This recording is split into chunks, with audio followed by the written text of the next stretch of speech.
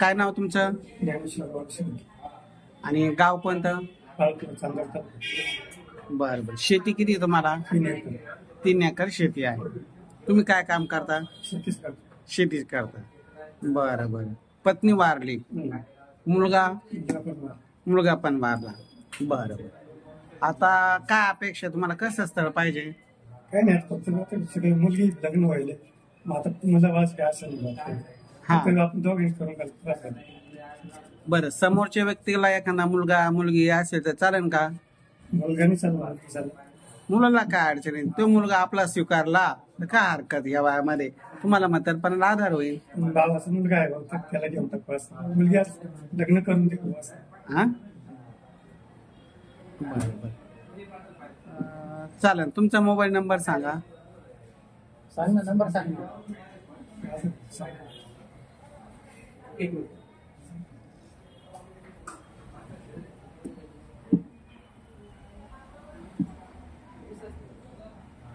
तुम्ही यांचे मेवणे का?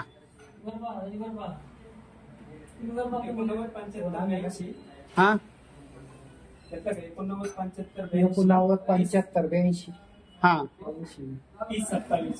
89 75 82 30 27. बरं बरं चालेल. तुमचं आणि यांचं काय नातं? मेवणे, लहान मेवणे म्हणजे बायकोचे भाऊ. आमच्याकडे साले म्हणता, तुम्ही मेवणे म्हणता.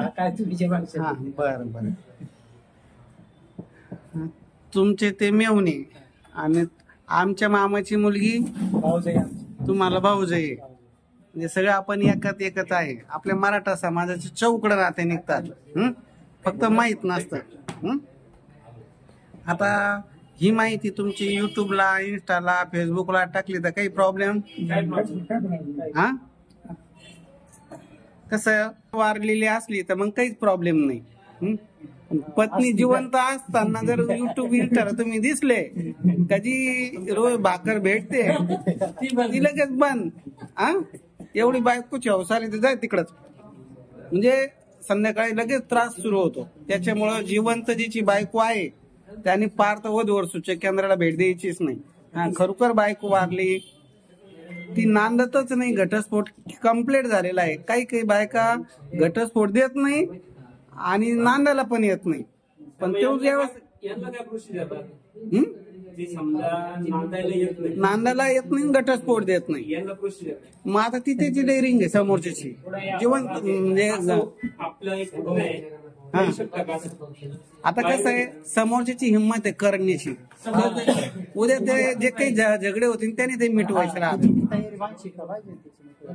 इथं कोर्ट कचेरी वकील सुद्धा काही करू शकत नाही. कोर्टात 10-20 वर्ष भांडण चालतं, काही होत नाही. शेवटी निर्णय फार दमाने येतो, तोपर्यंत तो हातपाय टिकून जाते त्याचे. आणि बायकाला तेच करायचं राहतं, कारण त्याला नीट करायचं. तो मेला बी तर घेणं नाही, त्याचे वारस त्या राहतात.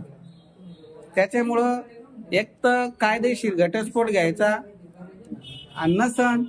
बायको वारली तर मग तर काही प्रॉब्लेम, तुम्हाला काही प्रॉब्लेम नाही. तुमची बायको वारलेली आहे, तुम्हाला मुलगा पण नाही, तुम्हाला जमीन आहे, तुमचं लग्न आपल्या हातून होणार. 100% नाही देत गॅरंटी, पण 50% एक आशा आहे. कारण अशा बऱ्याच गरजवंत महिलाची मी लग्न जमलं, 40-50 वर्षाच्या महिलेचे लग्न जमलं. म्हणजे ज्यांना आधाराची गरज आहे, जोडदार पाहिजे. फक्त एकच करा, तुमचा व्हिडिओ बघून काही महिला तुम्हाला कॉल करतील आणि परस्पर त्या येतील जातील राहतील, तोपर्यंत तुम्ही मला सांगणार नाही, मला माहिती आहे. पण नंतर नंतर तुमचं भांडण झालं का, सोनन साहेब तुम्ही आता इथून जमलं होतं, कारण एक घटना घडली आता म्हणून ते क्लिअर सांगतो व्हिडिओच्या माध्यमातून. एक महिलेने परस्पर युट्यूबचे व्हिडिओ बघून पुरुषासोबत संबंध साधले आणि साधल्याबरोबर ती राहायला पण गेली. खबर सुद्धा मला नाही, त्यानं दिली नाही, तिनं दिली नाही. दोघांचे मन जुळले, 15 दिवस जुळत आहे. चोरून लपून 11 दिवस मन जुळत नाही. त्या महिलेनं त्याला गोड गोड बोलून काहीतरी त्याच्याकडून 60-70 हजार रुपये उचलले. हे भरायचे, ते कर्ज भरायचं, त्यांना बायको भेटते म्हणून त्यांना ते भरून दिले. परत नंतर आता ते माणूस दारू पिऊन मग तिला 1-2 फटके द्यायला लागला. आता दारू माणूस येणारा माणूस फटके देणारच. आपण त्याची पैसा घेता, कोणाचा पैसा घेतला सुखाना पैसा भेटेल, तो फटक्याचाच पैसा राहतो. आणि मग नंतर पैसा घेतला, फटके झाले, मग माझी आठवण आली, सोडून साहेब असं झालं, मला त्यांनी कोंडलं, मला पैसे आम्ही पैसे घेतले होते पण मला हानमार करतो आमक करतो. मला ताई तुम्ही घेताना मला विचारलं, तुम्ही जाताना मला विचारलं, त्यांनी नाही विचारलं पैसे देताना मी तुमच्याकडून रुपया घेतला का म्हणे नाही तुम्ही खूप चांगले म्हणलं. तुम्ही परस्पर केलं तुम्ही निसरा मला फोन करून काय शोधलं. कारण कोणत्याही महिलेना सुख पुरुष असो उद्या तुम्ही परस्पर काही झालं आम्ही जबाबदार नसतो. कारण युट्यूब चॅनल इंस्टाच्या नंबरवरून कोण कोणाला काय लुबाडीन त्याचं काहीच सांगता येत नाही. कारण तुम्हाला कोणी नाहीये, तुम्ही एकटेचे म्हणजे तुम्हाला 3 एकर जमीन आहे, एखाद्या धनाकरता कोणती बाई तुमच्याशी गोड बोलून लग्न करू शकते. उद्या तुम्ही मेले बी तर काही घेणं देणार नाही, ती वारस होऊ शकते. म्हणून मग सोनन साहेबांना दाखवलं म्हणायचे नाही, तुम्ही पाहुणे होते फसवलं म्हणायचे नाही. लग्न करताना खात्री करायची, पूर्ण खात्री करायची, एकदा दोनदा भेटायचं. हा, आणि विश्वासानं जर वाटलं की ही महिला खरोखर चांगली आहे. आता महिलाच फसवतात असं नाही, पुरुष पण काही महिलाला फसवतात, गोड बोलतात, काहीतरी आशाला लावतात, नंतर त्रास देतात. म्हणून मी दोन्हीला सांगतो का आम्ही दाखवलेले युट्यूबच्या इंस्टाच्या माध्यमातून तुम्ही जर एकमेकाशी कॉन्टॅक्ट करत असाल तर फसवणूक होऊ शकते. त्यासाठी तुम्ही सतर्क राहा, खात्री करा.